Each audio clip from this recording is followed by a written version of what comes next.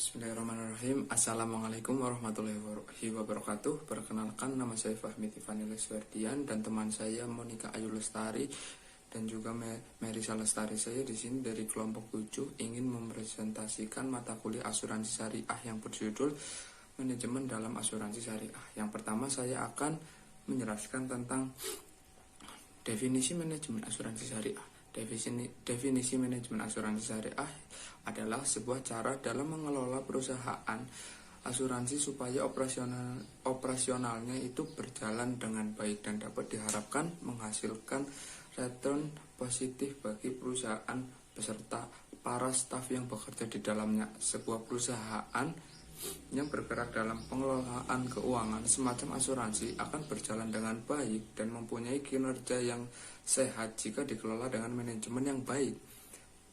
Manajemen yang baik dan juga dengan norma peraturan yang berlaku, karena asuransi adalah bisnis berkaitan erat dengan resiko atau risk, maka sebuah manajemen asuransi juga tidak dapat dilepaskan dari bagaimana cara mengelola resiko di dalam asuransi tersebut.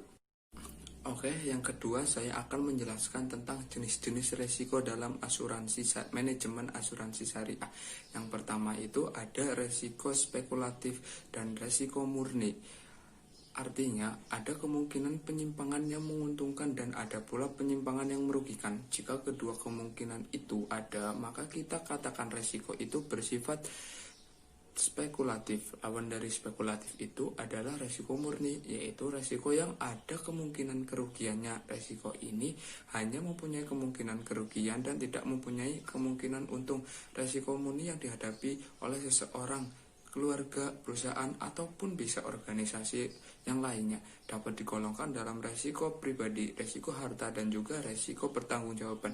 Resiko pribadi kemungkinan yaitu satu, kerugian, bisa juga rumahnya kemalingan, bisa juga kematian, ataupun mohon maaf cacat dan sebagainya. Resiko harta itu kerugian harta, kerugian kita menjual barang dan sebagainya. Selain itu juga banyak lagi kerugian murni yang lainnya. Oke, saya akan menjelaskan tentang jenis-jenis resiko yang kedua, yaitu sumber resiko. Sumber resiko adalah penyimpangan yang tak diharapkan.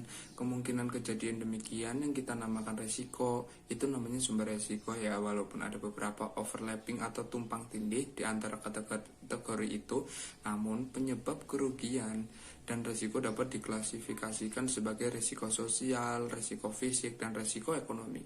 Mencantumkan sumber resiko adalah penting karena mempengaruhi cara penanganannya. Ada beberapa cara dalam menangani resiko, antara lain yang pertama itu menghindari resiko atau risk avoidance. Diartikan bahwa menghindari resiko, jangan melakukan kegiatan apapun yang memungkinkan terjadinya resiko atau memberi peluang rugi. Contohnya, kita dilarang untuk berpergian karena ada virus corona mungkin di luar, jadi sebagainya kita tetap di rumah aja dan tetap stay safe, mengikuti peraturan dari pemerintah. Yang kedua itu mengurangi resiko. Mengurangi resiko itu tindakan yang dapat diambil untuk mengurangi resiko kerugian, seperti mungkin kita bisa membeli barang yang bisa buat 5 tahun ke depan, mungkin seperti itu. Itu kan bisa mengurangi kerugian kita jika kita sewaktu-waktu memerlukan barang itu secara mendadak. Selanjutnya yaitu membagi resiko atau risk sharing. Dengan membagi resiko dengan pihak-pihak lain, maka potensi kerugian dapat dibagi dengan pihak yang bersangkutan. Seperti kita bisnis dengan teman kita, saya bisnis dengan teman A, bisnis dengan teman B, maka kerugian yang ditanggung pasti nanti bisa dibagi rata. Kayak misal saya rugi 50%, teman saya rugi 50%. Oke, yang ketiga saya akan menerangkan tentang bidang-bidang manajemen asuransi. Yang pertama itu ada bidang sumber daya manusia. Perusahaan asuransi dalam mencapai tujuannya tidaklah dilakukan oleh hanya beberapa orang pimpinan saja, tetapi seluruh sumber daya manusia atau SDM-nya yang ada dan telah berpartisipasi untuk meraihnya. Oleh karena itu, dapat memelihara SDM dengan meningkatkan kualitas maupun kuantitas sumber daya manusia atau SDM-nya yang handal, maka diperlukan kegiatan manajemen sumber daya manusia. Manajemen sumber daya manusia ini menempati posisi yang strategis karena penempatan yang benar terhadap orang-orang dalam pekerjaan yang benar akan dapat meningkatkan kinerja dan pada akhirnya menentukan prestasi kerja perusahaan pada keseluruhan. Ya, itu antara lain adapun tugas dari staf divisi sumber daya manusia SDM itu adalah merekrut pegawai-pegawai potensial atau biasa sering kita sebut atau kita tahu itu kayak fresh graduate gitu loh, membantu para kepala divisi menyeleksi pegawai untuk posisi yang diperlukan, terus menggunakan sistem evaluasi untuk kerja para anggota staf, merencanakan dan menjaga sistem kompensasi, dan memberikan bimbingan dan pembinaan pribadi dan profesinya. Selain itu ada bidang-bidang sumber daya manusia. Yang terakhir itu bidang marketing atau yang kita sering tahu itu pemasaran. Dalam perusahaan, bidang marketing itu sangatlah penting karena kita dapat mengetahui pasar yang lagi ramai itu seperti apa. Pengertian dari bidang marketing atau pemasaran itu adalah sebuah organisasi perusahaan akan menempatkan aspek pemasaran sebagai suatu yang penting dalam mendukung kelancaran jalannya operasional perusahaan. Apalagi perusahaan tersebut adalah perusahaan yang bergerak dalam bidang pertanggungan semacam asuransi, akan selalu menempatkan bidang pemasaran sebagai tulang punggung penopang kinerja perusahaan. Pemasaran berasal dari kata pasar yang dalam konteks tradisional diartikan dengan tempat orang yang berjual beli. Pemasaran artinya yaitu proses, cara, pembuatan, dan memasarkan suatu barang dagangan. Dalam literatur Arab Islam, pasar disebut as-suq, jamaknya aswa, sedangkan pemasaran disebut dengan at-taswiq, tentang konsep pasar dan pemasaran. Oke, pada dasarnya tidak ada perbedaan atau bahkan sama saja antara konsep pasar dalam sistem ekonomi konvensional dengan konsep pasar dalam sistem ekonomi syariah. Yang membedakan antara keduanya yaitu terutama terletak pada sistem akad atau barang-barang dagangkan yang diadakan di samping asas-asas akad dan tujuan dari akad atau transaksi ekonomi itu sendiri. Fungsi pasar adalah fungsi pemasaran, fungsi pemasaran dalam perusahaan asuransi syariah yaitu akadnya seharusnya tidak hanya bertumpu pada penjualan terhadap produk-produk yang dilakukan, tetapi lebih berorientasi pada penawaran keikutsertaan untuk saling menanggung atau takaful pada suatu peristiwa yang belum terjadi dalam jangka waktu tertentu, sehingga uang yang disetor oleh nasabah asuransi syariah merupakan dana tabaru yang sengaja diniatkan itu untuk melindungi dia itu nasabah dan lainnya dalam menghadapi peristiwa asuransi. Oke, mungkin sekian presentasi dari saya, nanti akan dilanjutkan oleh teman saya yaitu Monica dan juga Merisa. Saya akan membahas materi selanjutnya yaitu prinsip-prinsip pemasaran dalam perspektif marketing syariah. Yang pertama ada segmentation atau segmentasi. Segmentasi disebut sebagai mapping strategi atau pemetaan pasar. Pemetaan ini merupakan proses yang kreatif karena pasar sebenarnya sama, namun cara pandang kita terhadap pasar itulah yang membedakan kita dengan pesaing. We are not the first, but we are the best. Kalimat itulah yang menyetak dipakai oleh beberapa perusahaan sekaligus di Indonesia. Maksudnya tentu ingin memasukkan di benak konsumen bahwa perusahaan tersebut adalah terbaik di bidangnya. Yang kedua ada targeting atau target pasar. Dalam pemeliharaan target pasar yang tepat, suatu perusahaan harus menggunakan 4 kriteria, yaitu ukuran segmen, pertumbuhan segmen, keunggulan kompetitif perusahaan, dan situasi kompetitif perusahaan. Berdasarkan kriteria-kriteria ini, perusahaan harus menyeleksi segmen pasar yang cocok dengan tujuan dan sumber dayanya, di mana perusahaan mampu mencapai kinerja yang unggul. Pekerjaan targeting atau memilih target market adalah langkah berikutnya setelah melakukan segmentasi pasar. Pekerjaan ini sangat penting karena kesalahan dalam segmentasi akan berpengaruh besar terhadap strategi dan taktik pada komponen marketing lainnya. Dalam targeting, yang tidak kalah pentingnya adalah sejauh mana suatu perusahaan mampu mengukur kemampuan dan keunggulan kompetitif serta sumber daya yang dimiliki.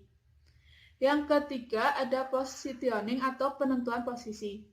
Penentuan posisi adalah pernyataan akan identitas suatu produk, jasa, perusahaan, lembaga, orang, bahkan negara yang bisa menghasilkan keunggulan di benak orang yang ingin dicapai. Karena itu, positioning harus membuat produk, jasa, perusahaan, lembaga, orang, atau negara jadi dipersepsikan berbeda dengan pesaingnya. Perbedaan itu harus benar-benar bisa memisahkan diri dari yang lain. Yang lebih penting lagi, yaitu perbedaan itu disukai, ditunggu, dan kalau bisa didambakan. Yang keempat ada marketing taktik atau taktik pemasaran. Untuk merealisasikan strategi dan value atau nilai disebut taktik yang menunjukkan bagaimana suatu perusahaan mengukuhkan dirinya di pasar, di mana peperangan yang sebenarnya terjadi dan peperangan di sini memerlukan strategi atau taktik yang rapi, benar, dan teratur. Yang kelima ada differentiation atau diferensiasi. Diferensiasi diartikan dengan perbedaan dalam apa yang ditawarkan perusahaan. Di sini positioning ada di kelompok strategi karena merupakan cara memenangkan perang, sedangkan differentiation diperlukan untuk mengkonkretkan positioning tersebut. Yang keenam ada marketing mix atau bauran pemasaran. Bauran pemasaran yaitu seperangkat alat pemasaran yang digunakan perusahaan untuk terus-menerus mencapai tujuan pemasarannya di pasar sasaran. Bauran pemasaran meliputi 4 komponen, yaitu produk, harga, distribusi, dan promosi. Nah, yang ada di slide 6 yaitu pergeseran struktur lama ke struktur baru. Yang pertama adalah periode tahun 1988 sampai 1992. Pemerintah mengeluarkan paket deregulasi yang dikenal dengan Pakdes 1988 melalui keputusan Presiden nomor 40 tahun 1988 menggantikan keputusan Presiden nomor 65 tahun 1969 beserta aturan pelaksanaannya. Konsekuensi dari aturan baru ini antara lain adalah otoritas regulator menjadi tidak terlihat dalam penetapan suku premi asuransi, sehingga tarif yang semula mendapat legitimasi pemerintah dikembalikan kepada industri dan mekanisme pasar. Kebijakan pemerintah ini seharusnya membawa dampak positif bagi pasar jika industri asuransi cukup dewasa dan mampu memanfaatkan kesempatan tersebut dengan baik untuk membenahi keadaan khususnya masalah persaingan harga. Dalam kenyataannya, mekanisme pasar tetap tidak membaik dan persaingan yang tidak sehat tetap berlanjut. Dewan Asuransi Syariah Indonesia kemudian berupaya untuk ikut mengamankan kebijakan pemerintah dengan prakarsa membuat kesepakatan bersama antar perusahaan asuransi.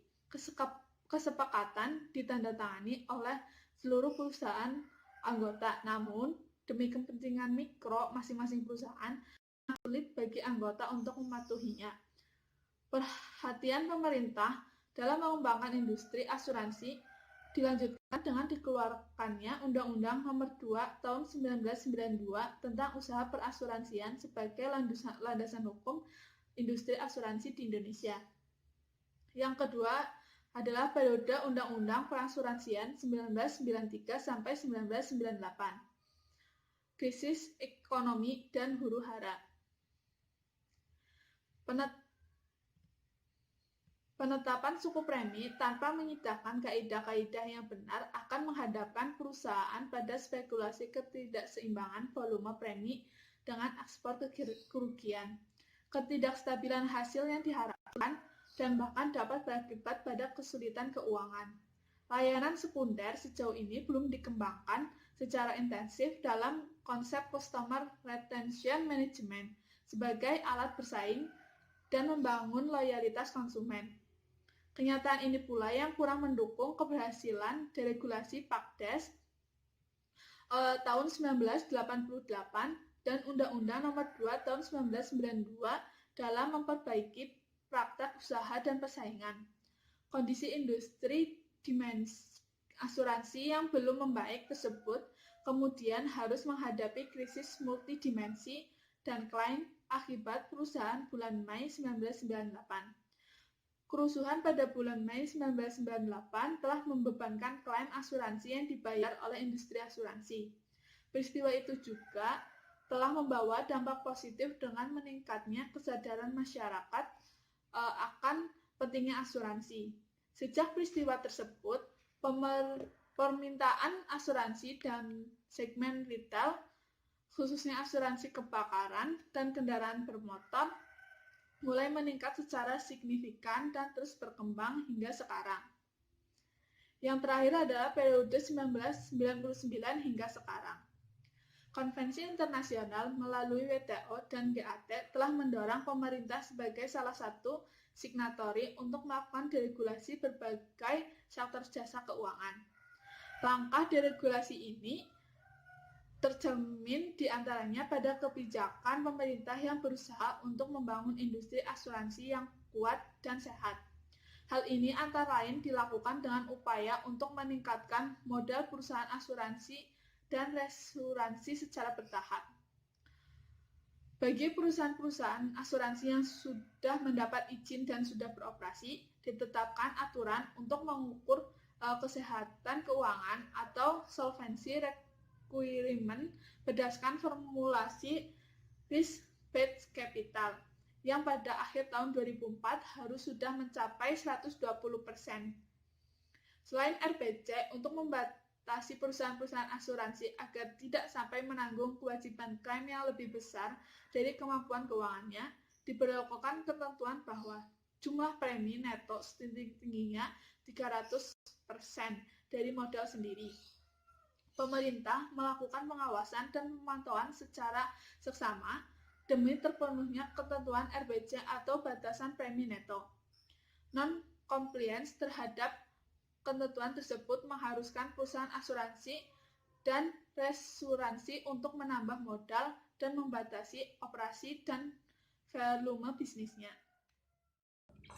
Materi berikutnya yaitu unsur-unsur. Unsur-unsur itu terdiri dari human, money, material, method, mesin, and market. Kegiatan bisnis tidak bisa dipisahkan dengan manajemen, mulai dari merancang, mengelola, dan menjalankan bisnis agar dapat tercapai target sesuai dengan yang diinginkan. Secara umum, manajemen berfungsi untuk perencanaan, planning, pengorganisasian, organizing, pengarahan, directing, dan pengawasan, controlling. Dengan manajemen yang baik, maka diharapkan bisnis dapat berjalan dengan baik, efektif, dan efisien, sehingga dapat terhindar dari resiko kerugian dan kegagalan bisnis. Unsur yang pertama, man, sumber daya manusia. Sumber daya manusia adalah faktor yang paling vital dan menentukan dalam manajemen. Pada unsur sumber daya manusia ini harus diperhatikan beberapa hal.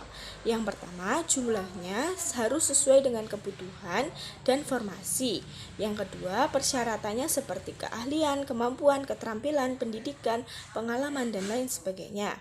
Yang ketiga, komposisi seperti pemimpin, pelaksana, bagian teknisi, administrasi, dan lain sebagainya.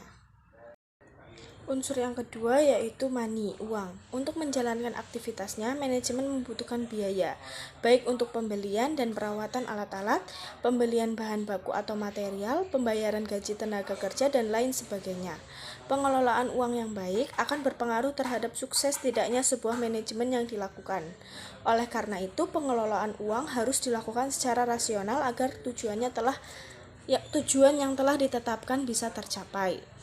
Unsur yang ketiga, material, bahan baku. Untuk memproduksi suatu barang, perusahaan membutuhkan bahan baku. Ketersediaan bahan baku sangat vital dalam proses produksi, baik berupa bahan setengah jadi maupun bahan jadi. Unsur yang keempat yaitu mesin. Mesin digunakan dalam proses pengelolaan bahan baku menjadi barang jadi. Mesin dan peralatan kerja lainnya sangat dibutuhkan untuk memudahkan pekerjaan yang sulit menjadi lebih cepat dan efisien, serta berperan dalam meningkatkan hasil dan keuntungan. Dengan perkembangan teknologi, penggunaan mesin semakin canggih dan modern, sehingga bisa meminimalisir kesalahan dalam proses produksi dan pekerjaan menjadi lebih efisien dan efektif dengan hasil yang lebih banyak. Unsur yang kelima yaitu metode. Dalam manajemen, diperlukan adanya metode untuk menentukan bagaimana suatu pekerjaan dapat dilakukan. Serangkaian prosedur dan instruksi ditetapkan dengan mempertimbangkan pada tujuan yang hendak dicapai, fasilitas yang tersedia, waktu, uang, dan kegiatan bisnis. Metode-metode tersebut ditetapkan sebagai standar operasional yang baku atau SOP, yang berperan untuk meningkatkan penggunaan sumber daya dan faktor-faktor produksi, sehingga semua pekerjaan bisa berjalan secara efektif dan efisien. Unsur yang keenam yaitu market atau pasar. Untuk bisa memasarkan hasil produksinya dengan baik, perusahaan wajib memahami pemasaran dengan baik. Pemasaran produk sangat penting untuk kelangsungan proses produksi dari perusahaan itu sendiri. Proses produksi suatu barang akan terhenti apabila barang-barang yang diproduksi tidak laku atau tidak diminati oleh konsumen. Artinya, pasar sangat penting untuk dikuasai demi kelangsungan proses produksi perusahaan. Materi selanjutnya atau materi yang keempat yaitu peluang dan tantangan asuransi syariah di Indonesia. Peluang asuransi syariah berdiri sejak tahun 1994 dengan resminya PT Takaful Keluarga dibandingkan dengan asuransi konvensional yang sudah beroperasi sejak tahun 1912 dengan berdirinya asuransi Bumi Putra, maka usia asuransi syariah masih tergolong relatif muda. Namun, dilihat dari jumlah pertumbuhan perusahaan, asuransi syariah sangatlah menggembirakan, yaitu 40% setiap tahun, sementara yang konvensional hanya 25%. Sedikitnya masyarakat Indonesia yang ikut berasuransi menjadi peluang bagi asuransi syariah untuk meningkatkan pangsa pasar. Sejalan dengan meningkatnya kebutuhan masyarakat akan jasa asuransi, misalnya untuk kebutuhan meningkatnya pendidikan anak, meningkatnya biaya kesehatan, dan lain-lain. Di samping itu, besarnya penduduk Indonesia yang beragama Islam menjadikan asuransi syariah berpeluang besar untuk lebih berkembang lagi.